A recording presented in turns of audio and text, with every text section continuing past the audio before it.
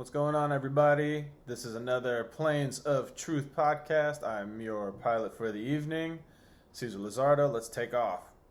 Was that cheesy? I don't know. I'm still working out the kinks. Today we're going to be talking about Liberation Day. Liberation Day, day. It's April 2nd, Liberation Day.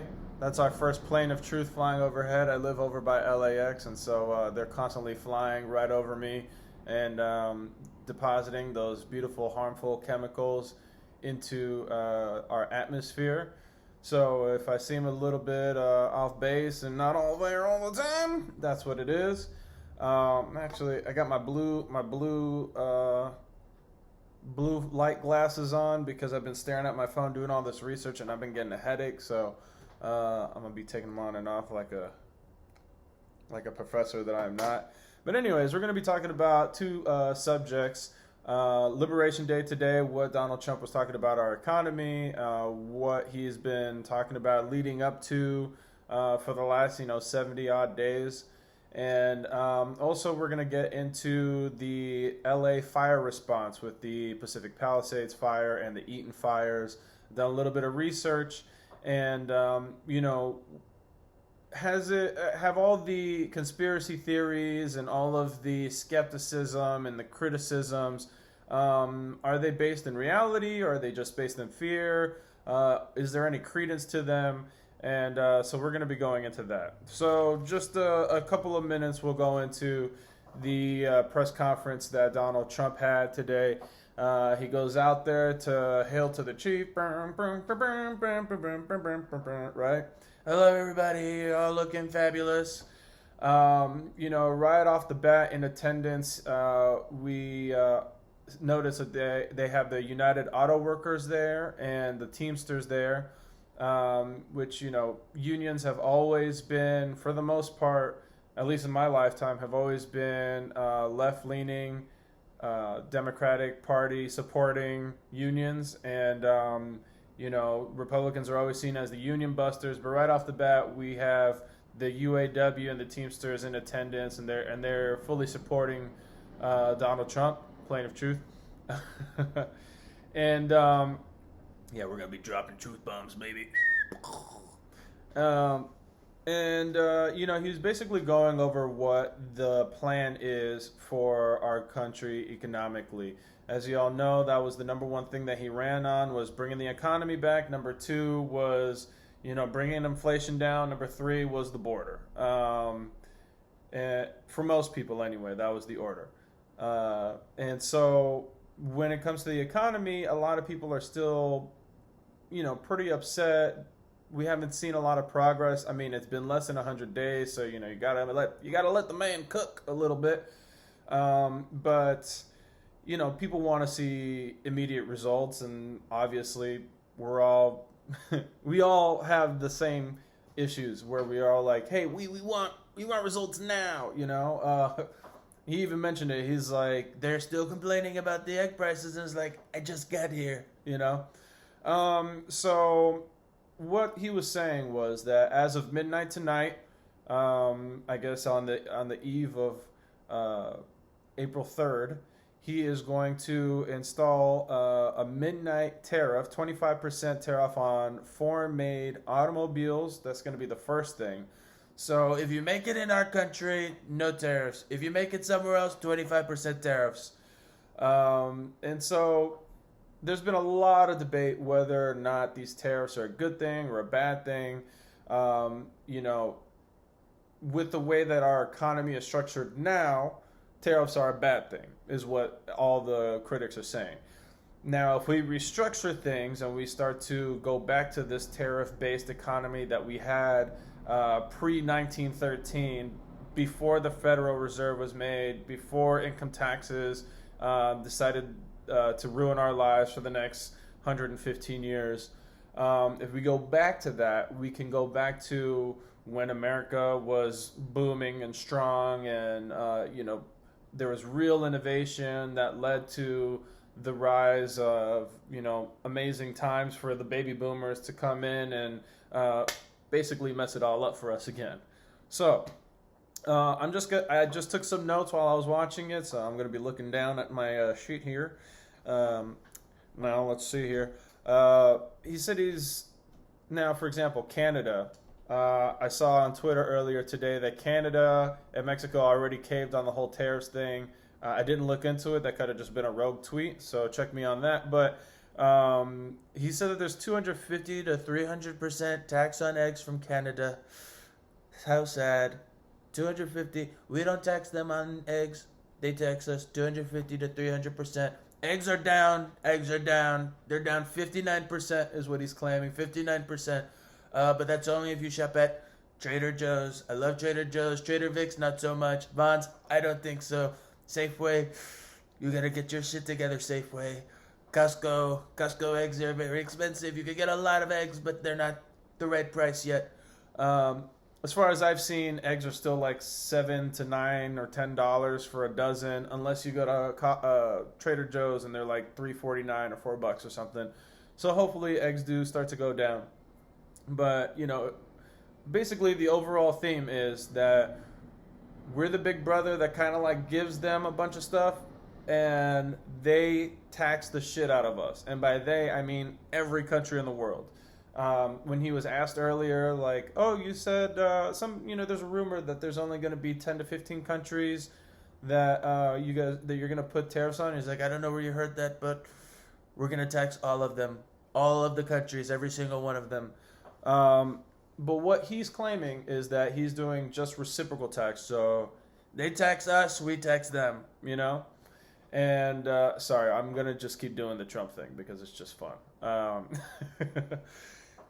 But reciprocal tariffs, which we have seen that a lot of what Trump says, he says he's going to do something, and it's just a negotiation tactic where he puts it out there, and then people are like, oh, no, and people start grandstanding about, hell no, we're going to get him back.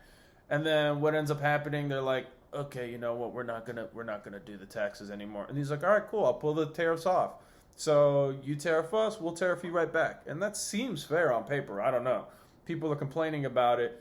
But of course people are going to complain because, corporations and, all these big entities, they're already cemented in their modus of operandi, right? And so this is going to be a gigantic shift for everyone involved. And so from my analysis, I'm thinking that there is going to be some hurting while they are restructuring everything, and that goes across the board. That's not just with the tariffs thing. That also goes with like for example, all the programs that were cut with USAID, right? Like a lot of those programs were complete bullshit, and some of those programs actually did help, and some of those programs were saying that they were helping and sounded like they were helping and on paper looked like they were helping and really were just like money laundering operations too. So we will see about all that. So he's going to have non-tariff. He's saying that we have non-tariff barriers on poultry in Europe. We take their poultry, they don't take our poultry, right? Okay, after a couple of technical difficulties, we're back. So like you were saying, Donald Trump is restructuring a lot of the economy through tariffs. He is essentially saying that there's a lot of products that they charge us for, we don't charge them back, and he's just basically going to say tit for tat, okay? For example, Australia, we take a lot of their beef from the Outback, we take a lot of their Outback beef, they don't take our beef back, so that's no more. And, he's saying that we have a $1.2 trillion deficit trade-wise with the world. So, and that that there is $26 trillion of American debt that is owned by other countries. So, like, other countries own our debt, right? And we don't own our own debt. So, we're basically owned by countries like China or whatever.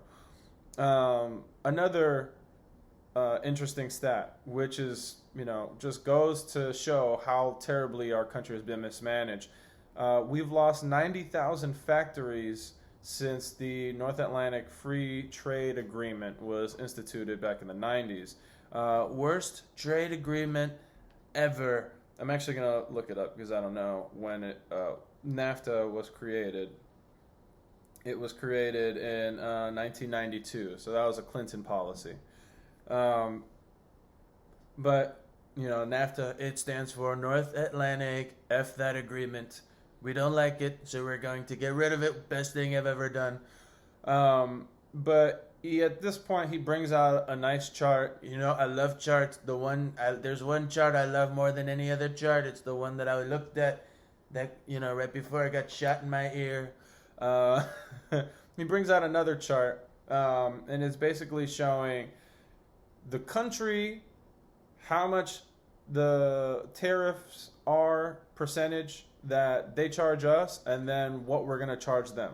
And what he's saying is that we are going to give them a discount, basically about a 50% discount. We're going to be very kind. It's very kind. It's very nice. We're going to give them a nice, beautiful discount, great discount, 50%. So even when it's a reciprocal discount, it's not even 100% reciprocal. He's like, we can go 100%, but we're going to go 50. Okay, we don't want to destroy other countries. But just a few examples. China gives us 67% tariffs. They charge us 67%. We're going to charge them 34%. The European Union, they charge us 39%. Just nasty people over there. They don't want to do any business with us. They don't take any of our cars. We take all of theirs. They charge 39%. We're going to charge 20. Vietnam, they charge us 90. We're charging 46. Taiwan, this was a big one because apparently they have taken most of the jobs when it comes to electronics, semiconductors, or when I say jobs, I mean manufacturing of semiconductors, chips, all sorts of electronics. And they charge us 64%. We're going to charge them 32%. Japan 46, we charge 24. India 52, we charge 26, etc., etc., etc. Look at Cambodia, look at Malaysia, look at Burma. He had like 50 countries on this big beautiful chart. Japan, they charge us 46% on their cars. We're gonna charge them 24%. We're gonna make America wealthy again. So, the minimum baseline tariff is basically 10%. Like the United Kingdom, they charge us 10%. We're gonna charge them 10%. So that's 100% reciprocity. But at the very least, we're gonna charge 10% for anybody who's charging us. So, on paper, sounds fair. It's gonna be like a big shakeup, obviously. And a lot of manufacturers were kind of not really sure what is going to happen. And it's created a lot of just kind of chaos as far as like they don't know whether they should hire people. Certain products or certain industries might get tariffed, but because they are getting materials or equipment from other countries, like for example, we might manufacture a car here, but then we're getting, all of our, mechanical parts from Mexico or something like that, And so it does create some hurdles, and it does create a little bit of difficulties as far as moving forward. But, there's that. What he did say, though, for example, if you bring any of your manufacturing here, there will be 0 tariffs. So if you build your cars here, 0 tariffs. You build your phone here, 0 tariffs. You build anything here, 0 tariffs, right? He was complaining about other things that people use or countries use in order to kind of game the system against us to take advantage of us. Besides tariffs, currency manipulation, which is also causing a lot of economic harm to our country. So basically, this is just an economic shakeup to try to get us out of our $36 trillion debt, which at this point, every single president in my lifetime has just kicked the can down the road. I think the last time we were at a surplus was maybe with Clinton. Check me on that. Plains of truth. Now, one of the amazing things that he said was that we've already got about $6 trillion of commitments from major corporations investing in the United States. So Apple, we all know that they make their phones in like China, and they get their cobalt from the Congo, and whatever, right? Unfortunately, I guess we're complicit in slave labor. I don't know how to live a life without being complicit in all the evils these motherfuckers are, subjecting us to be a part of. Because I need a phone to live, unless you want me to go live in a jungle somewhere. But I was born in the city. What can I say? I'm a city boy. But Apple is going to be investing $500 billion. SoftBank and Oracle have committed $500 billion. NVIDIA, which makes, chips and stuff. Not Lay's or Fritos. I was talking about microchips. They've also invested hundreds of billions of dollars. TSMC from Taiwan, that's a big one with the microchips and stuff. 200 billion. Johnson & Johnson, 55 billion. Eli Lilly, 27 billion. Meta, another 500 billion. Let's see, Nissan, DeMac, Merck, Hyundai, CMA, CGA, Delantis, GE Aerospace. These are all major corporations that have committed 100% to investing in the United States. So that's $6 trillion worth of new money coming into our country, which again is going to help us hopefully with our $36 trillion deficit. Maybe by the end of this year we can start to see the deficit go down instead of up. And again, there's been a lot of people in high places, a lot of senators, congress people, media pundits who are all criticizing the tariffs. And I just think that this is something new and it's experimental, and the guy is a really good businessman. Hopefully we'll see something good come out of this, especially considering that the economy was pretty good before COVID, and conspiracy theorists will tell you that COVID was basically just a way to kind of oust him and make him look bad. Let's not get into that, all right? This, like I said, it's a conspiracy theory. Don't fucking take my head off, all right? Jesus Christ. Sorry, don't mean to say your name in vain. So let's see. Creating 10,000 manufacturing jobs since just recently, since his first 90 days. That's something that he claimed. We'll have to Google check that. He's also saying that gas is way under $3. We'll have to check that because it was starting to dip under $4 about a week or two ago, maybe 3 weeks ago here in LA, and I immediately was like, ha ha ha ha, gas is going down. What now, libtards? And then it was like, well, now it's like $4.70 or whatever. It's expensive again. It's back to Biden prices. So if it's way under $3, let that shit hit the West Coast, please. We would like to also partake in that cheap gasoline.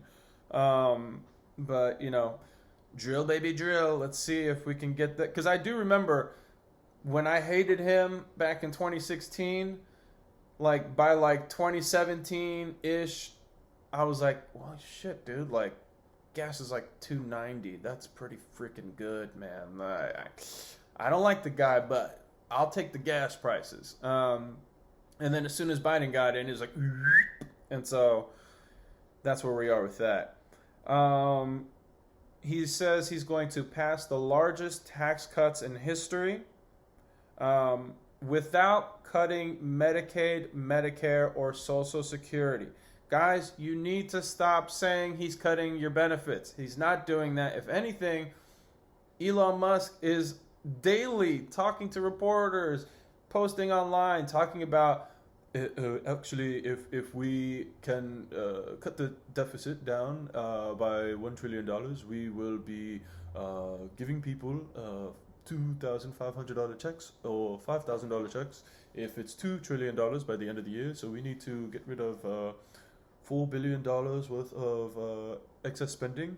And actually, we are finding people who are frauding little old grannies. And sorry, I like impressions. If you guys will find out. This is only episode 2. But he's basically saying that they are finding so much fraud. People who are calling in and convincing the social security workers that I changed my bank. I just want to redirect my direct deposit to my new bank account. Which is like, why would an old person even go through that? Like, the hassle for a young person to do that, much less an old person who doesn't understand technology like us young kids do. And I'm not young, I'm pushing 40. But I know my skin looks great on camera. Jeez. Woo-wee. But he's saying he's not going to cut your benefits, okay? So people got to stop screaming that. It's freaking ridiculous, and it just shows like such little effort to actually look into things. And you guys can come back and quote me on that and point in my face and call me a liar if you actually have the proof, or if it comes out months from now that we were wrong. But as far as I'm saying, what he's saying he's doing is not cutting those programs. So people need to stop yelling that shit, because they're not doing that. They're not saying they're going to do that. Oh, they're saying they're going to take your... No, they're not. All right? Anyways. He's talking about having one big beautiful bill. That's what I want to call it. One big beautiful bill. It's going to have everything in there. Tax cuts, incentives, interest deductions on car loans built here. So that's going to be something that's brand new. That's going to be a pretty good incentive. You won't have to pay interest on loans for cars that are built here. So start buying American shit. Let's see. He's going to pass a debt extension in the Senate budget plan. I don't know if I like the sound of that, but that does need a little bit more research. I will say that. I just want to get this video out there as quickly as possible, because I saw a thing on Twitter today that said fast is better than perfect. So let's just get this shit out there fast. Pass debt extension in Senate budget plan.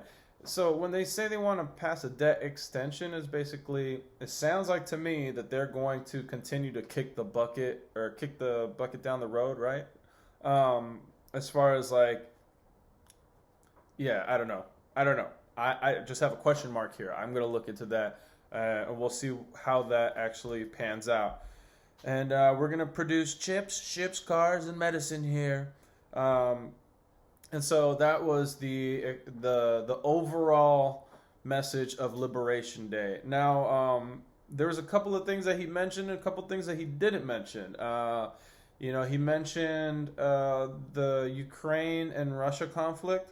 And, he mentioned that we're going to try to, do whatever we can to establish some peace over there, which they've been working on since, before day one.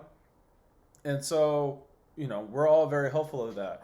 One thing he didn't mention, liberating us from Israel's grip on us. The grip that they have on our money, on our military-industrial complex. As far as I've seen, it looks like, man, some really sad shit. They are going to kick the Gazans out, because why do they want to live there? It's just a pile of rubble. It's a construction site now. We need hard hats and construction workers to come in there, continue to level the place, and then we're gonna displace these people, and other countries like Egypt and Jordan and Lebanon and Syria, they'll take care of them. Don't worry about that. And this country will be just for Israel, which is just fucking sad, man. It's just fucking sad that the whole world can see that these people, the Palestinians, are just being blown to smithereens, and then we blame Hamas. Oh, Hamas did this. It's like, come on, dude. Like, really? Like, no one's stupid. No one is that dumb. We can all see it, and all you're doing is make America or make people hate America more. You're making Americans have to put up their defenses worldwide now because we have an even larger target on our back than we've ever had because of the fact that, yeah, I don't know what are there, like 55 Muslim countries in the world, something like that. You don't think that all of them hate our fucking guts for killing their Muslim brothers and sisters? And aside from, whether you are a Muslim or a Jew or a Christian or whatever, it's like people are people, we can all see what's happening. One side is David and one side is Goliath, and Israel is not David in this situation. They are the devil in this situation. And by proxy, America is the devil. So this is not me being anti-Semitic. This is me being anti-Israel, anti-American intervention in Palestine. Not that I'm anti-American. I love America, all right? I'm from here. I was born here. I love everything that we represent. But when we are going to another country and paying for the annihilation of a people, that's not a value that America represents. And that's not what I represent. That's not what, one nation under God. We're supposed to be a country of Christian morals or whatever.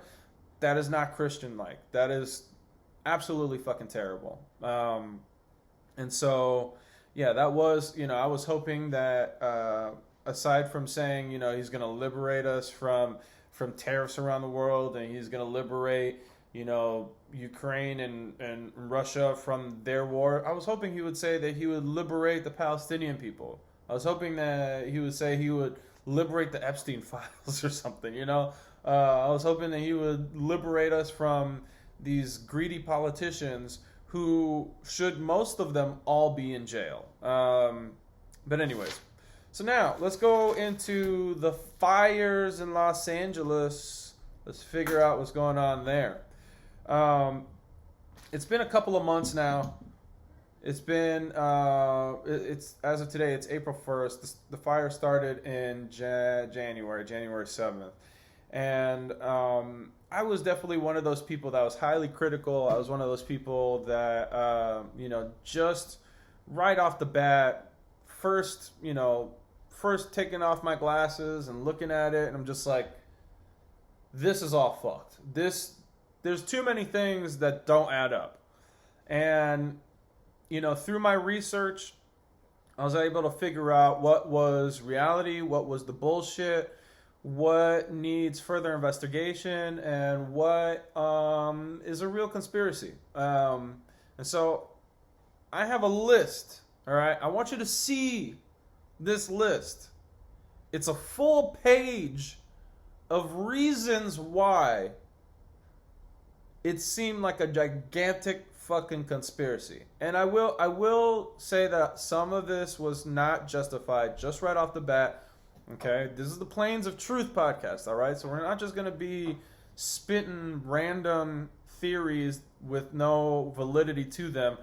I looked into these theories with the help of Grok, which is why I had to put on my glasses, because I was just on my phone for so long doing this, looking at a tiny list. I was like, fucking, the last 2-3 days, I'm like, why do I have a fucking headache? And I realized it's like, oh, it's probably like all the blue light, it's like going from my phone to my computer.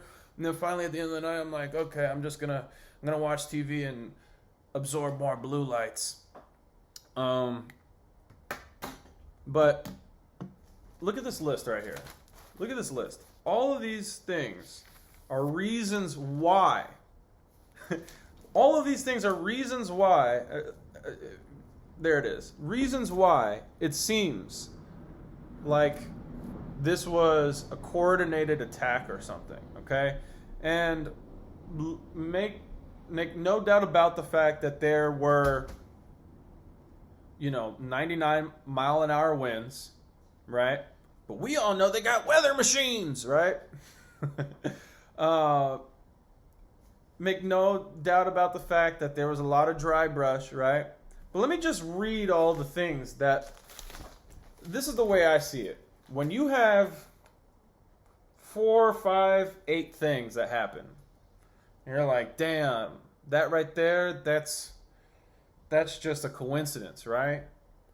And then you add like another like 10 things, you're like, this is gross negligence. And then you get to like 20 things, and you're like, this is not gross negligence, this is criminal negligence.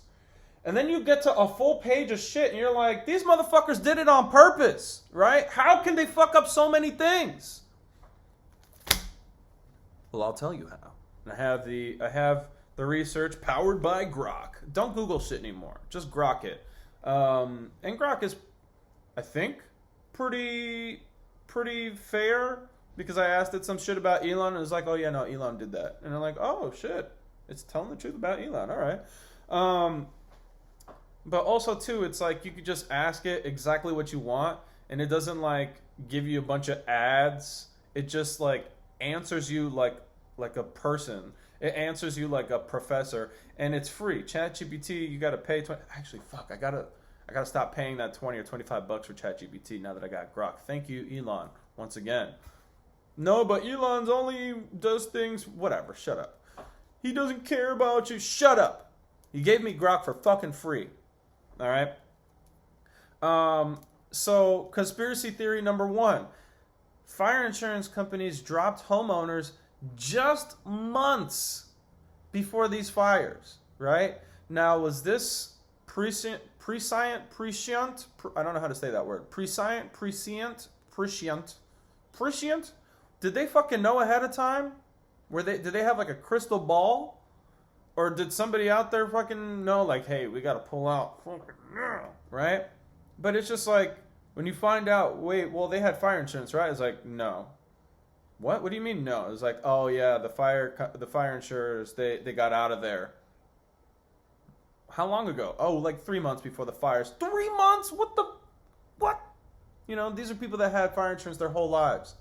There was budget cuts of $17 million, right? So that crippled their ability to respond, their ability to hire people, their ability to have people on staff. Okay, when you're finding out from the police chief herself, Kristen Crowley, that like, hey, I told them about this, and they cut our. I told them I needed more shit, and they cut our budget by $17 million. You're like, what? All right. I'm gonna start numbering these just so I could see. Number 3, 1,000 off-duty fire workers, firemen and women, at the time of the fire. Okay. Number 4, they had days and days of warnings. Okay, from the National Weather Service, from the Fire Watch desk. Everybody, there's plenty of warnings, right? Number 5, memos from the fire chief, which one of them was talking about, hey, we need more people, like I just mentioned. 6, there's reports of lack of proper equipment. Number 7, equipment given to Ukraine, which is just like, when you hear that, you're like, wait a second. We don't have all the equipment we need, but then you're sending our shit to Ukraine? These are just the things that you're hearing. They don't always have all the facts attached to them, but when you hear the headline, you're like, okay, no. Fuck no. Dude, no. You know what I mean? Like, doesn't even fucking, there's no fires in Ukraine. You know, isn't it snowing there all the time? But you know, they're at war, so duh, shit's exploding. Number 8, the ocean's right there. You know, it's like, what do you mean you guys don't have water in the hydrants, right? Which, number 9, empty fucking hydrants? What do you mean there's no water in the hydrants? Okay, well, there's no water in the hydrants, but the ocean's right there. Use the fucking ocean. Number 10, they had a goddamn 117 million gallon reservoir. Guess where it was? In Pacific Palisades. Not like across the state. It was literally in the same municipality as where the fires were. But we only had 3 million gallon tanks to put the fires out. Yeah, it's like, okay, you had 3 million gallon tanks and there's 117 million gallons, literally 39 times more gallons. All right. Number 11, Mayor Bass was in Ghana. In Ghana. She was a Ghana. She was in Africa until 2 days after the fire had already started. So it's kind of like what there's all these warnings. Why were you going to Africa? Like, you're the mayor. You're supposed to be here during a catastrophe. Well, we just told you there might be a catastrophe in the next couple days, and you're just gone. You need to be here, for that kind of shit. So that number 12, we're seeing a bunch of arsonists all over the city, which when you're now used to seeing all these like revolutions, you're seeing all of these like paid protests, you're seeing bad actors like Antifa at Black Lives Matter rallies, or FBI supposedly in plain clothes at the J6 riots or whatever. Then you start to see arsonists when there's a fire. You're like, okay, is this state funded? Are they just people who are nuts? Are they like meth heads who love fire and they're just like, yes, destruction, or is it like somebody like trying to exacerbate this shit for a reason? 13, Super Scooper shot down by a drone. So, first we didn't have enough planes. Then we finally get 2 planes from Canada, and then one of them gets immediately hit by a drone and has to land. And you're like, motherfuck! We finally get help. And then they shoot one of these motherfuckers down? Come on, man! 14. Gavin Newsom dancing while he's talking about possible land grabs. And I'll explain that later. He was actually stating the opposite, kind of, but to the untrained ear, to someone who doesn't know what the hell he's talking about, and then you probably seen the little shoulder shimmy. He's like, oh yeah, so we got some. We're talking to the guy from Hawaii. We got some speculators coming in, and they're gonna do some great work. And there's like a fucking house smoldering behind him, and you're like, what the fuck? Like, are you kidding me right now? Like, the guy is giddy, right? He's like excited about like, yeah, we're gonna make some money, and it's like, let's see. Number 15, Mayor Bass lies about the rebuilding timeline. She's out there talking with Trump a couple of days after the fire. Now, if you remember, he hadn't been inaugurated yet, but he went out there and he visited. He's like, I know my people. They want to come out here. They want to rebuild. They'll come out and they'll take all their own damn trash. Like that guy right there, Brian. I just met him. Brian's ready to come over. He'll get his trash out of there immediately. It'll be gone within a day. And she's like, no, yeah, they can come in. They can come in right away. They can. Yeah. This is what she looks like. They can come in right away. They'll be able to. Well, can they come in today? And they're like, yeah, they can come in today. Well, they'll be there this week. It's like, oh yeah, maybe in a couple of months. It's like, okay, you're fucking lying. You're fucking lying. And then we get into some more conspiratorial shit, right? You start hearing about theories about Olympic smart cities, right? They're clearing space for the Olympics, okay? 17, they're clearing a path for the monorail to go from LA to San Francisco. Oh, look at that. The pathways, they line up perfectly. Now this was my own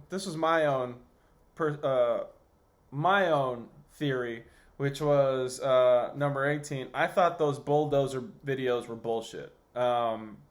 Just because we've seen people taking videos when they panic. We see people taking hundreds, thousands of videos from inside of, whether they were in 9/11 while the buildings are collapsing, and there's people like, oh shit, or like people in the fires, driving through the fires going, oh fuck, we see people in precarious situations all the time taking videos, but there wasn't a single video that I saw. I looked it up, I asked the internet, I was fucking trying to look for it all over, couldn't find a single video that wasn't taken by like KTLA News or like the other. Like, I think it was like KCAL was the other one, and it's like, why would why would people just leave on foot when they have a car?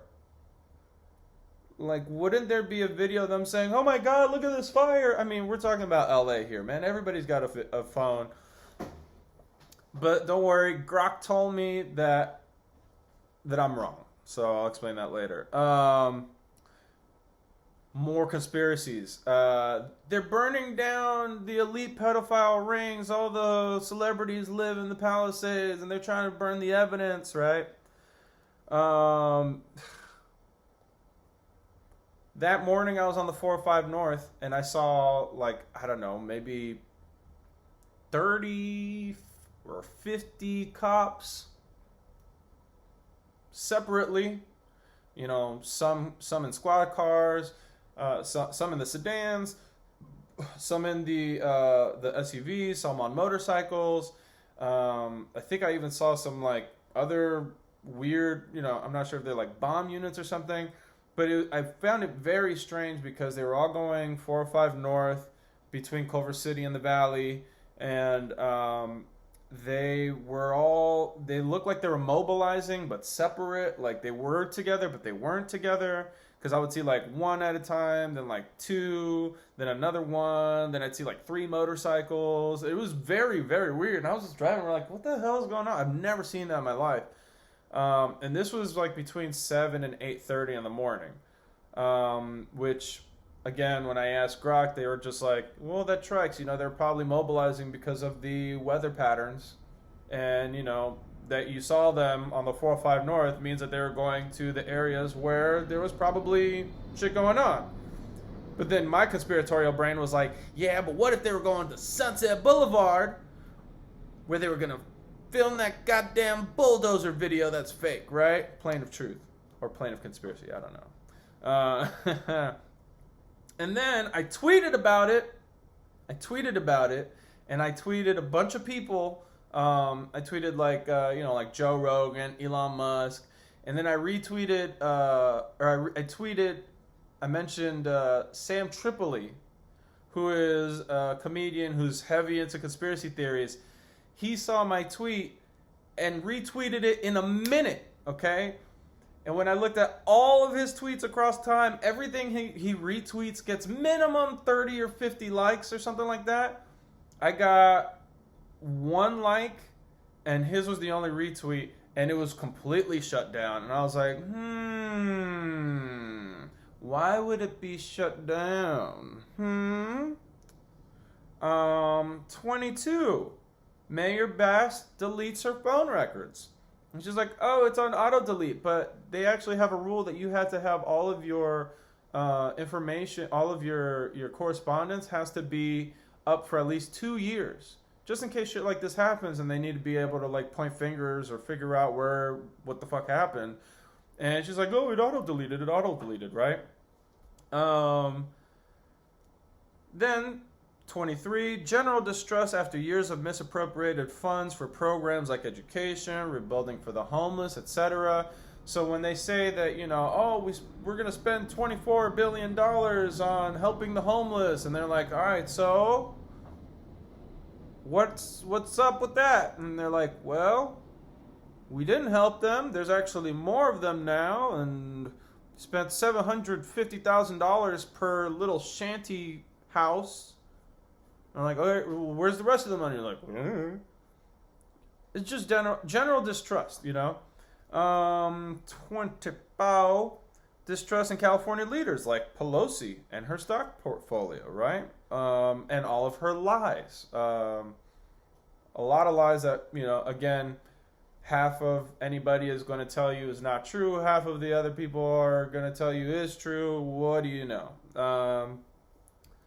25. Newsom bought a $9 million home recently, but he's making $200-something thousand a year. So how did he make that money?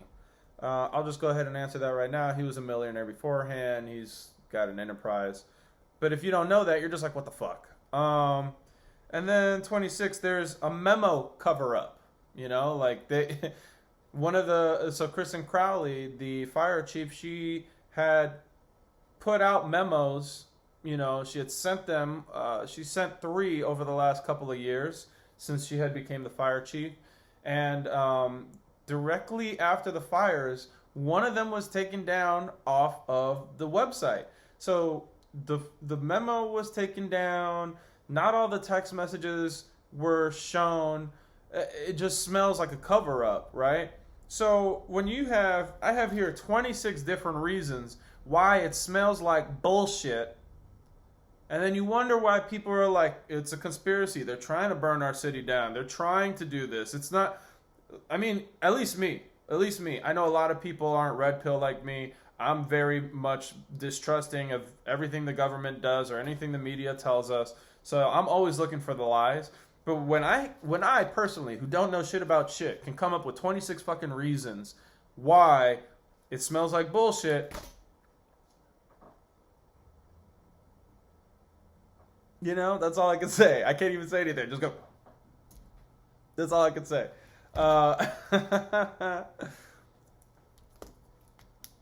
Conspiracy. See. I don't know if the echo works on that, but we'll see later. So here's the reality, okay? And I did quite a bit of note taking. All right, so the early warning signs. What were they? On January 2nd, the National Weather Services they issued the first of warnings of extreme fire weather conditions for Southern California, citing a dry autumn, low humidity, and potential strong Santa Ana winds. Now, the Santa Ana winds, they are a weather front or a weather pattern or something. They're strong downslope winds that blow from the northeast, coming from like Utah, Nevada, and East California, all the way downslope to southwestern California. And so what happens is you have pressure coming from clouds. Clouds produce pressure, I guess, on the environment. I'm not a meteorologist or a weatherologist or whatever, but this is what I read, okay? This is how I understand it. The clouds create pressure, and because there's like a downslope from, you know, from like Utah, Nevada, all the way down to Southern California, the pressure blows wind through these wind corridors and valleys and stuff, and canyons, and they pick up speed as they go into Southern California. So that's why we always get these winds at the same time of year. It's pressure from another state coming to mess with us. And so when the winds pick up speed, they are also taking out a lot of the humidity from the air. They're also taking out any, they're making conditions a lot drier. And when you combine that with the fact that there was a dry fall, there wasn't as much moisture, but in previous years we had record rainfalls, which created a lot of vegetation, which after 1 year of less moisture, that vegetation dries up, and now you have like prime conditions for hell on earth, which is exactly what happened. Now, usually the Santa Ana winds occur between October and March, with the peak happening in December. But, you know, like today, it's April, and it's been pretty windy for the last 2 days after having like a really nice week of beautiful weather out here. So yeah, let's see. Downslope acceleration pushes wind westward, while the pressure compresses the air, stripping it of its moisture and temperature, and rises and heats up. All right. Now, per the National Weather Service, a looming massive high-pressure system paired with 100-mile-an-hour winds and a dry fall of 2024. All right, I said that. On January 3rd, the NWS, National Weather Service, escalated advisory to a major risk. January 4th, Mayor Bass leaves to Ghana. Or Ghana, whatever. Okay? Ghana. She leaves to Ghana. I'm going to start calling it Ghana. All right? Put some respect on that H. Ghana. So she left to Ghana on January 4th. And then on January 6th, the Fire Weather Watch escalated the risk to life-threatening windstorm. So she was just like, all right, life-threatening windstorm, be damned, I'm going to just stay here and help this presidential delegate or whatever get elected. Whatever the shit she was doing over there, okay? She's a mayor of a town. What she's doing on the other side of the world, why? What are you doing, lady? America first! America first, damn it! Alright? Now, I'll talk about certain things. Like, for example, the Emergency Operations Center. They are a tiered activation system to coordinate emergency responses.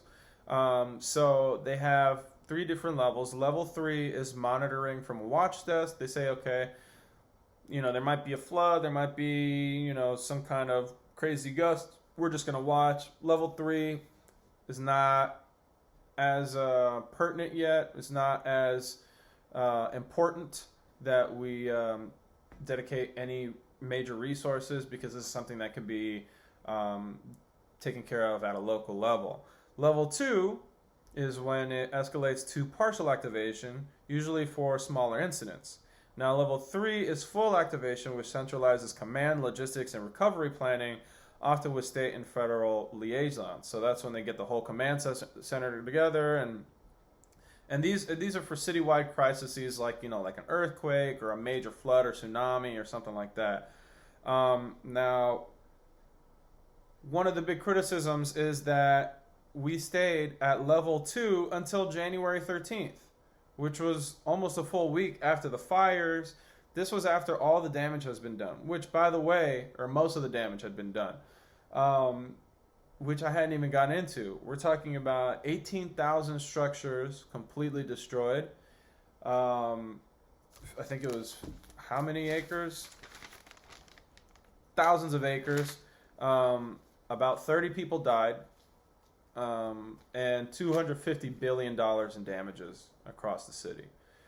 So to have stayed at level 2 when you have the biggest fire that the state's ever seen, that is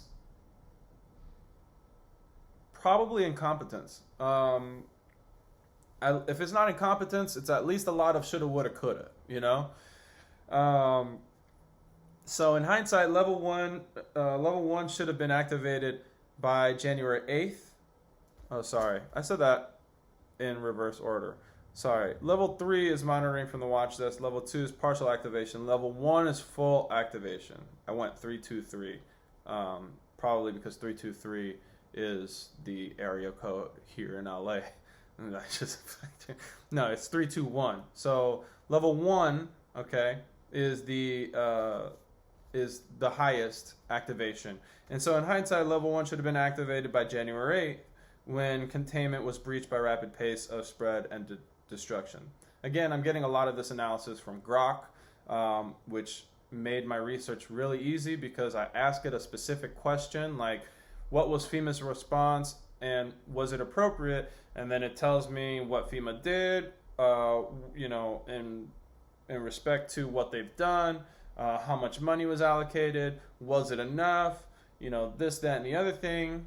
In conclusion, here's all the articles from CNN and AP News and this and that and the other thing, right? So Grok is really, really cool, and it's free.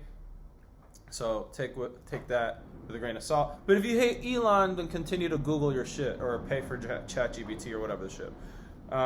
Plains of truth. Now, we talked about the memos. There were a lot of warning signs. And this is why it really pisses me off, and it should piss you off too, is because there were a lot of warning signs. January 5th, 2023, Kristen Crowley, she sent a memo to the mayor saying that there was a wildland unit deficiency. So they needed extra crews, for example, teams of the hotshot crews that you probably heard of from movies, to handle brush fires, dig containment lines, monitor smoldering spots, basically preventative maintenance to make sure that they were going to be ready to go if anything ever happened. She requested $7 million extra from the budget for one crew, in 2023, and then a second crew in 2024, which would basically be $11 million over 2 years for 2 crews. She never got it. Okay, she was saying, we don't have the people, we don't have the resources. Can I get some more people trained? Because we're low on people right now. November 24th, she sent out another memo. Okay, so this is from January 2023 to almost 2 years later, to November 2024, which was about 2 months before the fires.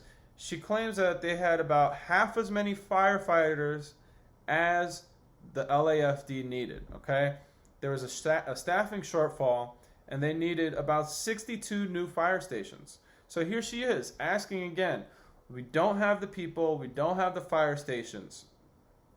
And then again, the very next month, December 4th, she wrote that because there was budget cuts, the $17.6 million budget cuts year over year were adversely affecting core operations, including $7 million of overtime reduction.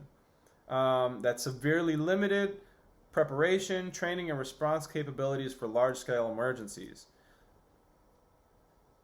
Right after the fires, that memo was pulled from the website. Say what you will, but that's fishy as. All right, that's fishy as. Right? I would be like, I don't know. That just to me, right off the bat, doesn't pass the smell test. But she claims that they are struggling to keep up with the rising call volumes, which are up 55% in the last 15 years since 2010. And they have 68 fewer staff members since that same time. So imagine having 55% more work, right? With 68% less staff. Or sorry, 68 less staff members, not percent less. 68 less staff member. Plain of truth, had to correct myself. Now, there was a $76 million memorandum of understanding, which offset the budget cuts. So when they said that they cut $17.6 million, that was going to be offset by budget restructuring. They're basically taking money from the last budget and then bringing it to this one. So they were able to take out of this one because this one was going to come and replace it. The problem was it wasn't enough to fully restore the readiness that they needed to combat these fires, and Kristen Crowley ended up being right. Now, as you probably all know, she ended up being fired because she was vocal about what the issues were. She was vocal about the response. She was vocal about the fact that she had raised these alarms and they had not been answered. So there's that. Now, another warning sign. The insurers left California, and they had been doing it for years. So that they left 3 months before the fires happened really just goes to show that the people who are putting money and investing into these areas could see, hey, we got to get the fuck out of Dodge now, right? They're like, this isn't going to work out for us. I don't know why they're New York mob guys now. Like, hey, listen, we're not going to insure these guys no more, all right? All right, Tone? It's too much. Look at the brush fires. They're not doing the maintenance, all right? They're not keeping up. They're not doing it on time. They don't got enough firefighters. So we got to get out of there. All right? Told you, I love impressions. So they left California. Starting with the 2018 Camp Fire, they incurred $16.5 billion in damages, which wiped out about a decade's worth of their profits. So right there, they're already hurting. Then, starting in July of 2024, State Farm dropped 1,626 policies in the Pacific Palisades alone. So, okay, I said 3 months, 6 months, whatever. And they did this because the area was a, quote, substantial wildfire hazard. Again, they're nestled in the hills. There's a lot of brush. It doesn't rain a lot. And they notably noticed that the fire standards are not up to par. This also paired with rising construction costs, inflation, and supply chain issues, they squeeze their margins. So over 500,000 policies in LA County between 2020 and 2022 were reneged, and 2.8 million statewide in that same time frame. Another thing that was a mitigating factor in them deciding to leave was there's something called reinsurance, which is insurance for the insurance companies. So it's like the homeowner gets insurance, their shit goes on fire, so now they go to the insurance company. Well, the insurance company has insurance if they have to pay that shit out. Well, they were no longer able to get those reinsurance claims or policies, and so they either started to pull out completely or pass on the higher rates to the customers, and so you were starting to see people who where they might have been paying like $3,000 a month or something, now their rate is $18,000 a month for the same policy.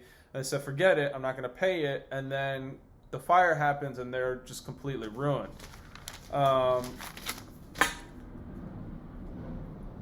Now, the hydrants. All right, the hydrants, this is an interesting part of it because there's 3 $1 million hydrants around the city.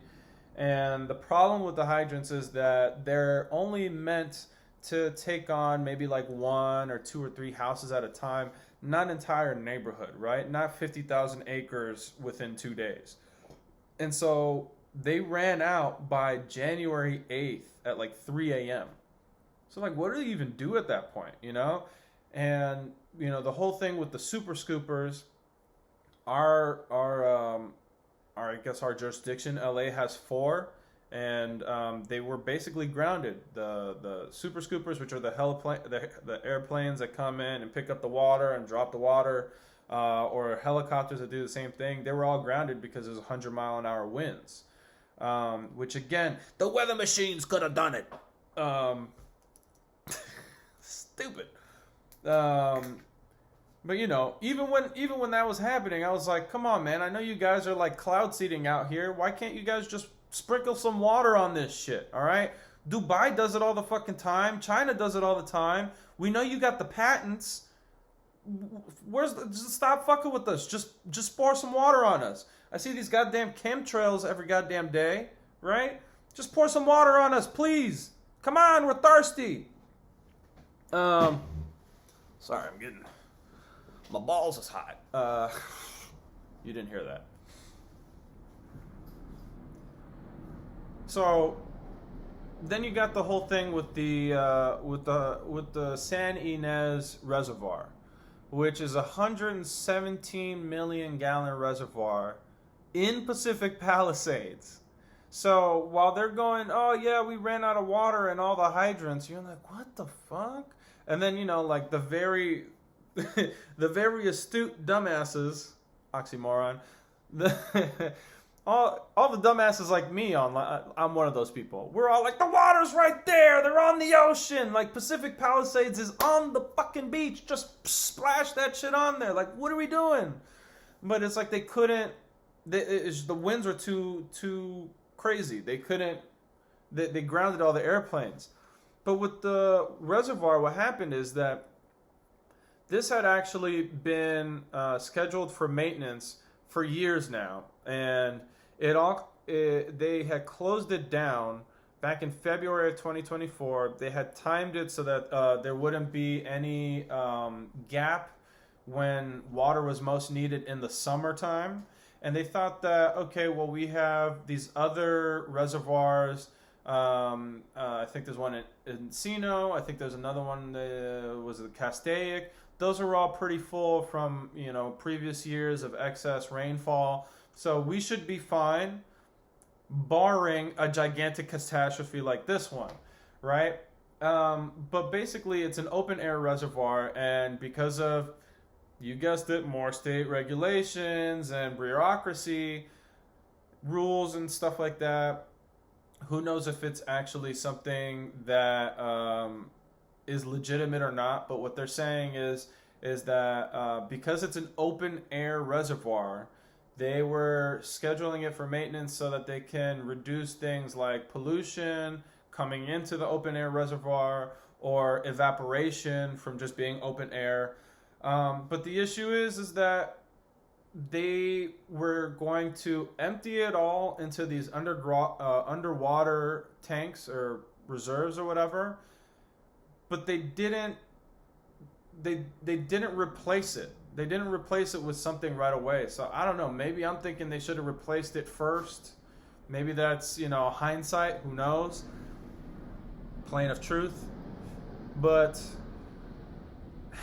man, it's just so unfortunate that they didn't have that there. And then they're saying that, even if they had that at their disposal, that it still would have been, they still wouldn't have been able to get all of the water through there. It still wouldn't have been enough to combat the 50,000 acres that were burnt up in such a short time because of the 100-mile-an-hour winds. And, that the way that the hills are structured, you're basically trying to push pressure into the pipes and hydrants going upwards and, all this bullshit. Were there enough trucks? So, short answer, yes and no. On paper, yes, there were enough trucks. In practice, there was 1,000 off-duty firefighters, and so there was about 100 to 150 trucks at the time of the beginning of at the onset of the fires that were left unmanned and unwomaned. And even the union president, Freddie Escobar, claimed that there was a yard full of broken trucks, although there's been no specific numbers on how many there were. Rumors at this point of how many have been decommissioned. Another conspiracy theory that I saw was that they had trucks coming down from Oregon, but that they got stopped somewhere in like Sacramento or San Francisco, somewhere up there, somewhere in Northern California, that they got stopped and checked for emissions. And they're like, get the fuck out of there, send the fucking trucks, right? The reality of it was that they were just doing like 10 or 15 minute inspections to make sure that they were up to safety standards.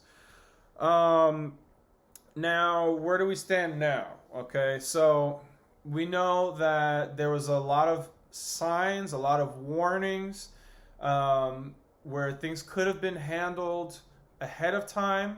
So when it comes to, is it negligence? I wouldn't say negligence. Is it incompetence? I don't even know if I could say that. Is it they didn't make the right decisions? I will say that. They didn't do the right thing. Now, if you could call that negligent or incompetence, I don't know. But if you could say they fucked up, they fucked up. They fucked up. That's what you can say. I don't know if you can call it negligence or incompetence, but you can't say they fucked up. Now, what's the rebuild looking like? Again, Trump came out and he was like, we want them to rebuild right away. And as of today, about 10 to 15% of people have started to rebuild. But it's mostly for people who have the resources or who had straightforward claims with the insurance. Because, FEMA, they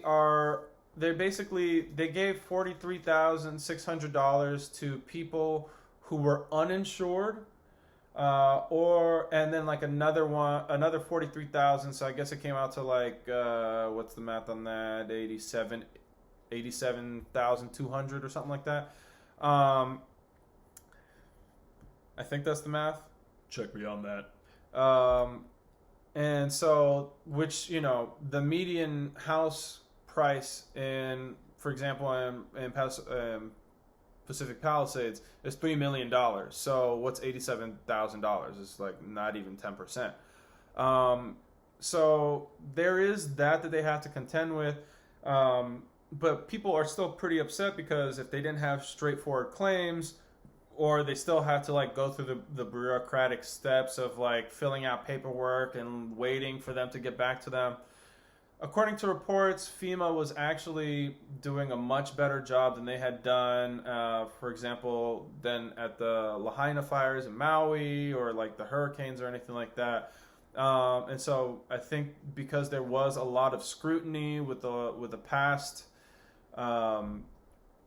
with the past catastrophes or disasters that happened around our country, there was a more concerted effort into making these things go quicker. Now, the Gavin dance, I wrote this down. Gavin dance. Now, what he was talking about in that interview where he's like, yeah, we got speculators coming from Hawaii. He was actually talking about cracking down on exploitative real estate investors coming in and lowballing residents.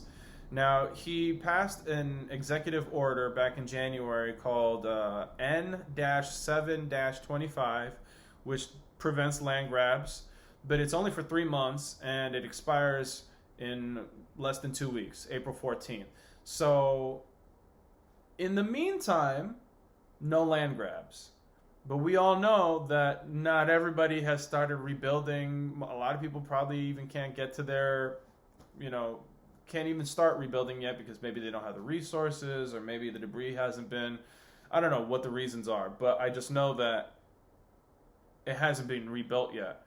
So in a couple of weeks, people can now start coming in and lowballing people. Like, for example, in the Lahaina fires, people were getting, super lowball offers for like $15,000 for $3 million properties just because people were like, I need the cash now. What am I going to do? They lost everything already. They're just going to take what they can get at that point. And so I think people need to maybe raise alarm bells and say, hey, Gavin, you need to extend this for maybe a year or something. 3 months is just like not enough, I don't think. I mean, especially, it takes more than 3 months to rebuild. So for some people, they probably haven't started rebuilding. So what's 3 months going to, I don't know what the repercussions of that or what all of the implications of that are, but that needs to be further researched.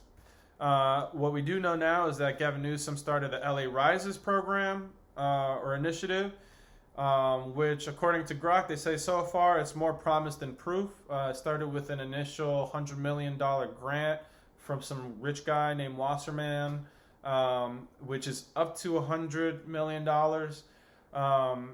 And essentially they've come up with, a couple $100 million or maybe like $1 billion or $2 billion. I think it saw $2 billion of relief between state and federal funds and private investors. But this is, again, going towards $250 billion in damages. So it's not enough. It's not enough. So did I miss anything in my notes here? Basically, this is how I see it, and this is where I'll sign off. Is that we are the 5th largest economy in the freaking world, okay? It goes America, some other country, some other country, some other country, and then California, okay? We have the money to figure out how to fix this. We have people that need jobs, right? Why don't we create jobs? Why don't we create jobs? Get people on the monorail. Get people on the I'm talking about like all the programs, right?